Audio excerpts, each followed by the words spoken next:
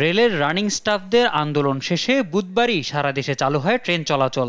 তবে এখনও কাটেনি শিডিউল বিপর্যয়। ভোগান্তি কমেনি যাত্রীদের। গতকালের চেয়ে শিডিউল বিপর্যয় কিছুটা কমলেও ট্রেনগুলো ছেড়ে যাচ্ছে নির্ধারিত সময়ের থেকে 30 থেকে 40 মিনিট পর। এদিকে সকাল থেকে কমলাপুরে যাত্রীদের ভিড়। ভ্রমণে অনেকটাই স্বাচ্ছন্দ্য বোধ করায় বিলম্ব হলেও ট্রেনকে বেছে নিচ্ছেন তারা।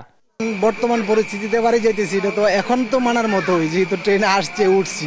ট্রেনের যাতে দ্রুত যাওয়া যায়, বাসে তো অনেক জ্যাম, অনেক ভোগান্তি। সেই তুলনায় ট্রেনের যাতায়াতটা খুব কমফোর্টেবল।